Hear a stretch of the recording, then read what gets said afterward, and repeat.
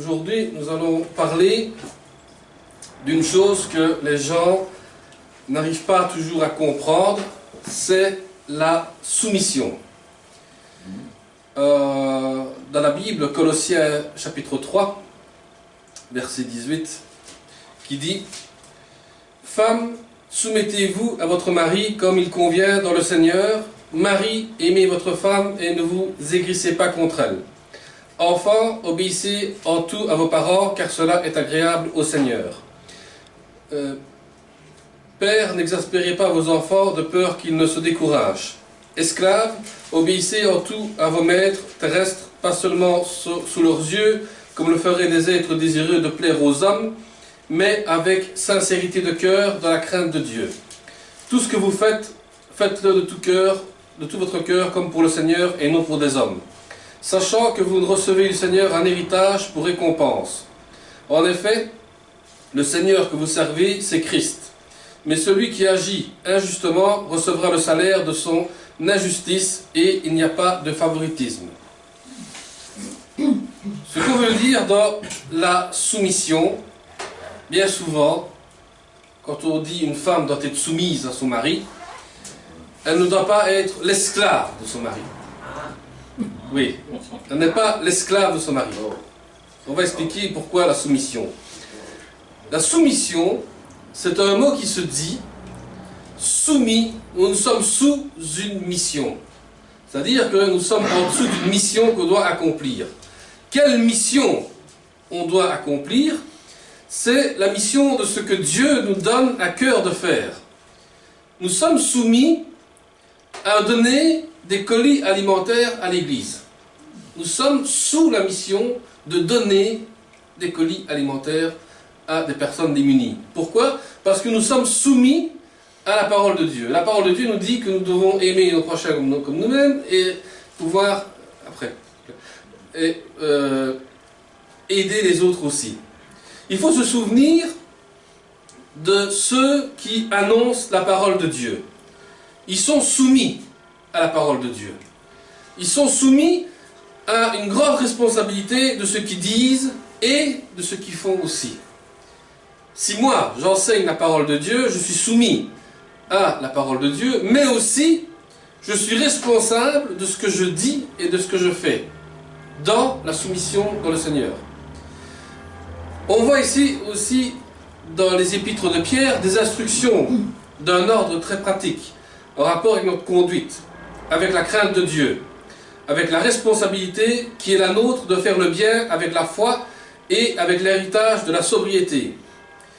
Nous y avons aussi des exhortations très importantes concernant l'obéissance et la soumission. Ce qui veut dire la sobriété. Nous devons être humbles quand nous faisons quelque chose pour le Seigneur. Si on donne quelque chose à quelqu'un, on le donne humblement, sans avoir de l'orgueil.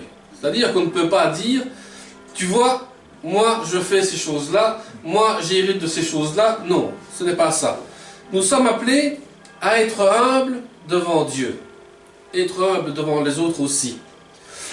Et les différents passages nécessitent aussi une explication. Il suffit de recevoir simplement, sans raisonner et dans la crainte. Ce que Dieu nous dit dans sa parole, nous serons ainsi conduits à l'obéissance. Si on respecte bien la parole de Dieu, c'est-à-dire qu'on obéit à la parole de Dieu. Et c'est pour ça que bien souvent, et je le dis souvent le dimanche ici, que des églises qui tournent avec mauvaise réputation, c'est parce que le responsable lui-même n'est pas soumis à la parole de Dieu. Et s'il n'est pas soumis à la parole de Dieu, eh bien, il est soumis à sa propre chair lui-même, à son propre esprit. C'est-à-dire qu'il fait ses propres choses lui-même, sans consulter ce que la parole de Dieu demande. Mais l'Esprit de Dieu pourrait dire aujourd'hui ce qu'il disait des chrétiens au commencement, toute âme avait la crainte. Avoir la crainte de Dieu. Il ne faut aucun doute que nous sommes parvenus dans le temps fâcheux des derniers jours. Pourquoi est-ce qu'aujourd'hui le monde va si mal? Tout le monde se pose toujours la question, pourquoi tant de malheurs, pourquoi tant de choses? Si l'homme se soumettraient à Dieu, il n'y aurait pas autant de misère et autant de massacres qu'il y a pour l'instant. Si l'homme se soumettrait à Dieu, il n'y aurait pas tant de mouvements religieux qu'il y a aujourd'hui. Aujourd'hui, vous avez plusieurs mouvements religieux. Il y a un président pour chaque mouvement religieux. C'est comme si vous verrez aujourd'hui le président de la Chambre que nous avons à Bruxelles, avec un ministre qui démissionne parce qu'il a fait une bêtise et puis le reste a suivi. Mais un homme fait une bêtise, tout le reste paye. Mais si nous sommes soumis à Dieu, eh bien, nous ne faisons pas de ces bêtises-là. Regardez l'exemple que vous avez chaque mardi. C'est que un homme a un magasin, ce qu'il n'arrive plus à vendre, qu'est-ce qu'il fait? Il le jette. Pourquoi? C'est son désir à lui de jeter. Mais nous sommes battus dans la prière, en demandant à Dieu, qu'est-ce qu'on peut faire avec ces colis-là? Eh bien, donnons-le à ceux qui en ont besoin. Parce qu'il y en a beaucoup qui ont besoin de quelque chose. Il y a beaucoup qui ont besoin d'aide humanitaire. Et Paul le dit en 2 Timothée, nous donne les caractères des hommes de ces jours-là. Si nous considérons ce passage avec quelques attentions, nous comprendrons aisément pourquoi l'un des traits essentiels de ce siècle est l'esprit d'indépendance et d'insoumission. L'homme aujourd'hui veut être indépendant. On ne veut plus être soumis à quelque chose comme la parole de Dieu. On veut être insoumis de plein de choses. On veut être chef nous-mêmes de plein de choses. Nous le voyons dans les familles, et même hélas dans nos propres familles chrétiennes. Les enfants n'acceptent plus guère l'autorité de leurs parents, surtout lorsqu'ils atteignent un certain âge. Aujourd'hui, vers l'âge de 14-15 ans, un enfant n'écoute même plus ses parents, ses propres parents. Parce que pourquoi? Il ne veut plus se soumettre à l'autorité familiale. Aujourd'hui, quand vous convertissez à Jésus-Christ, eh bien, vos familles vous renient. Et on voit des disputes dans les familles, parce que vous êtes devenu pasteur, parce que vous êtes devenu chrétien, parce que vous êtes devenu quelque chose de nouveau, et directement, il n'y a plus cette soumission de la parole de Dieu. De bonne heure, on cherche à secouer un joug qui leur paraît insupportable. C'est-à-dire, c'est un esprit d'indépendance qui se manifeste jusque dans les circonstances les plus précieuses de la vie. Par exemple, quand il s'agit d'une union dans les liens du mariage. Quand on rentre dans l'union du mariage, on sait que l'homme comme la femme sont soumis l'un envers l'autre. Si ma femme a une idée, je me soumets à son idée en me disant son idée est bonne, je me soumets à son idée, je me dis c'est bon, ok, on suit cette idée-là. Si moi j'ai une idée, elle me dit ton idée est bonne, je me soumets à ton idée aussi, et nous avançons dans cette soumission. Mais la plupart du temps, c'est qu'on voit des divorces dans les mariages. Pourquoi? Parce que l'homme comme la femme ne respecte pas son prochain. Et là arrive le problème qui a la séparation. Parce que c'est un esprit d'indépendance. Les esprits, on ne les voit pas, mais ils sont là. Et il y en a plusieurs. Il y a l'esprit d'indépendance, il y a l'esprit de jalousie, il y a l'esprit de calomnie, il y a plein d'esprits qu'on peut imaginer. Et ils sont là réellement. Mais c'est encore plus grave dans les différents milieux où l'homme évolue.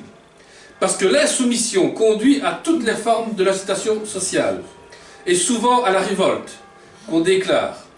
Nous n'avons pas besoin d'insister davantage. Chacun des lecteurs qui lisent la Bible a souvent fait la remarque. L'homme ne veut plus se soumettre à l'autorité établie. Et dans ce domaine, ses progrès sont rapides. Et c'est bien une des formes de la révolte contre Dieu. Révolte qui atteindra son apogée après l'événement de l'Église, quand il n'y aura plus ce qui le retient et celui qui retient. C'est-à-dire que si on n'écoute plus la parole de Dieu, nous devenons des gens qui vont se révolter. Et on le voit encore aujourd'hui.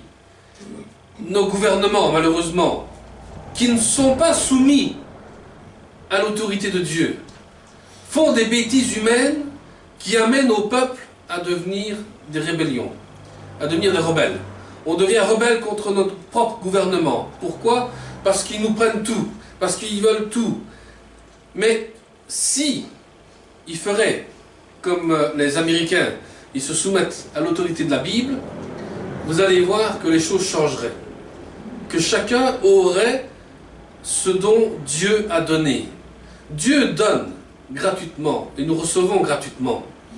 Ce que nous recevons de Dieu. Paul exhorte aussi une perfection de la vie privée de prière, pour une vie de perfection dans la vie privée. La prière est importante. On prie comme on veut, mais seulement priez bien le seul, unique, vrai Dieu. Ne priez pas des faux saints, parce que les saints, on est saints quand on est vivant. C'est-à-dire que nous sommes sanctifiés. Quand nous avons accepté le Christ, nous sommes des saints. Mais une fois qu'on est mort, nous ne savons plus rien faire pour les vivants. Il y a des passages dans la Bible qui expliquent ça là-dessus. Mais nous sommes appelés à avoir une vie de prière, à savoir demander à Dieu ce dont nous avons besoin. Et quand on demande à Dieu ce dont nous avons besoin, Dieu nous donne au moment voulu. La femme soumise à son mari et l'homme doit aimer sa femme. Ce qui veut dire être comme le Christ a été avec son Père. Quand on voit le Christ, comment il a vécu sa vie de prière avec Dieu. La soumission qu'il avait avec Dieu.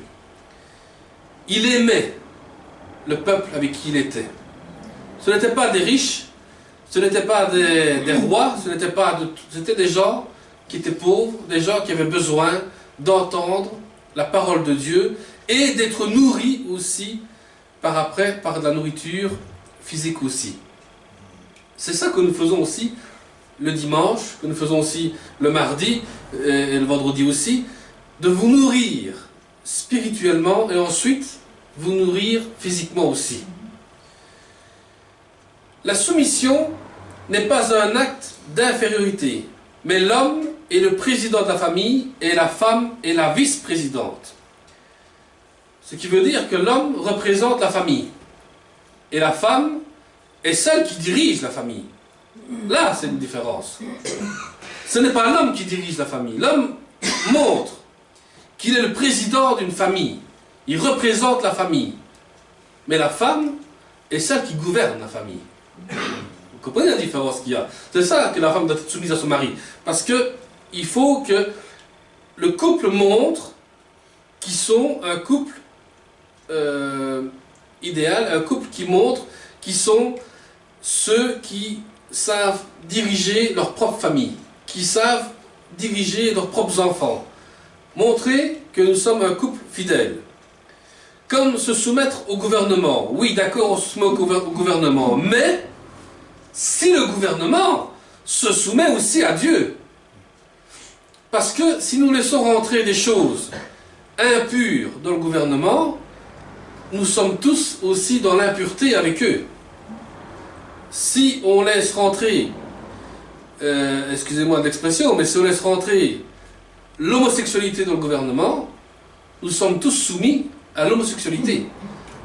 Et si, et ce qui arrive souvent, si des pasteurs refusent un mariage homosexuel, on ferme l'église et le pasteur est en prison pour cause de ne pas vouloir marier des homosexuels. J'ai eu le coup, je sais pourquoi je dis ça, parce que j'ai refusé une fois un mariage homosexuel, parce que j'ai dit, je suis désolé, la Bible nous dit que l'homme a créé la femme pour que la femme soit mise avec l'homme. Et il est marqué que l'homme ne soit pas avec un autre homme et une femme avec une autre femme. C'est-à-dire que nous sommes appelés à reproduire des enfants. Et il faut une femme et un homme pour reproduire des enfants. Je ne sais pas comment qu'un homme et un homme font des enfants, mais il faut une femme et il faut un homme pour pouvoir faire des enfants. La femme se soumet à son mari, mais dans le Seigneur. C'est-à-dire qu'elle n'est pas obligée à se soumettre à son autorité suprême pour éviter des conflits hors bibliques. La femme se soumet si le mari a des idées qui sont bibliques. Comme l'homme se soumet à sa femme si elle a des idées qui sont bibliques aussi. Parce que si on commence à être l'autorité suprême, ben, alors là, il va y avoir des problèmes, il va y avoir des conflits, des disputes. et des choses qu'on ne comprendra plus. Le mari est responsable d'aimer sa femme comme le Christ a aimé l'Église. Paul le dit dans l'Éphésiens, c'est ainsi que les maris doivent aimer leur femme comme leur propre corps, et celui qui aime sa femme s'aime lui-même. Si on ne s'aime pas soi-même, comment pouvons-nous aimer l'autre? Ça, c'est le gros problème qui se passe aussi. Bien souvent, les gens aiment la beauté physique. Mais ce n'est pas la beauté physique qui compte, c'est la beauté du cœur de la personne qui compte. Car jamais personne n'a haï sa propre chair, mais il a nourri et prend soin de son propre corps, comme Christ l'a fait pour l'Église. Aimer sans faire de dictature. Le mari compatissant rend sa femme de même et se soumet à la volonté de Dieu. Les enfants qui obéissent à leurs parents deviennent rebelles. Les enfants qui désobéissent à leurs enfants deviennent rebelles contre Dieu. Mais l'obéissance est agréable à Dieu. Et les parents ne doivent pas abuser de leur obéissance qui risque d'irriter les enfants. Si nous sommes trop sévères, trop derrière les enfants, à les étouffer, ils vont être irrités contre nous. Mais si nous montrons de l'amour à nos enfants, ils nous donneront encore plus de l'amour de ce que nous avons donné. Devenir comme il convient au Seigneur. La femme qui goûte à la liberté de Christ trouve des fois la soumission difficile dans le Seigneur. L'homme trouve facile, mais il doit donner l'amour de Christ pour faire comprendre la soumission du Seigneur. La femme doit comprendre que son mari est le responsable spirituel de la maison. Parce qu'un mari qui est sage et qui aime sa femme, il honore Dieu. Et la femme va honorer son époux. Les enfants ont besoin d'une femme pour avoir la discipline de l'amour. Parce qu'un enfant est très fragile. Et depuis la création, Dieu nous a donné la tâche de faire tout pour sa gloire. La soumission à Dieu, c'est d'obéir comme il est notre Père Céleste et celui qui domine sur notre vie. C'est pour ça que Paul dit « Annulez toute différence entre les créatures de Dieu pour maintenir que la distinction fondamentale entre le vieil homme et le nouvel homme. » C'est-à-dire que dès que vous vous donnez au Seigneur Jésus-Christ, vous êtes une nouvelle créature, intérieurement. Vous rencontrez intérieurement que vous êtes quelque chose de nouveau. Le chrétien coexiste avec deux natures, envisagées avec des relations, et les autres en même temps avec le Seigneur. À la différence du reste de ce que Paul nous a fait comprendre, notre vie dans le Christ, nous sommes appelés à suivre le Seigneur, souligner les droits et l'autorité. Les enfants, les femmes, les maris, les employés, les patrons, chacun à sa place et à sa manière, mais doit servir le Seigneur. Et vis-à-vis de ceux du dehors, quelle doit être notre attitude? D'abord, avoir une marche sage, illustrant la vérité, puis un langage plein de grâce et de fermeté, adapté aux occasions et à l'état de chacun et de prière. Aussi, nous remarquons que l'apôtre recommande aux femmes la soumission au mari, l'amour, la douceur aux enfants, et les enfants l'obéissance au père. Mais seulement, pas trop de sévérité non plus, parce que sinon l'enfant peut risquer d'irriter les propres parents parce qu'ils sont trop sévères avec eux. Il y a une sévérité avec les enfants que nous devons avoir, oui, mais pas non plus les étouffer dans la sévérité. C'est pour ça qu'il est important que la femme montre l'amour envers son enfant et le père montre aussi la sévérité de dire fais attention à ce que tu fais parce que des fois tu peux déraper, mais reste sur le droit chemin pour continuer dans le chemin où tu es pour l'instant. Voilà, nous allons prier pour conclure. Seigneur, te remercions, te bénissons, Seigneur, encore aujourd'hui. Merci pour ta parole.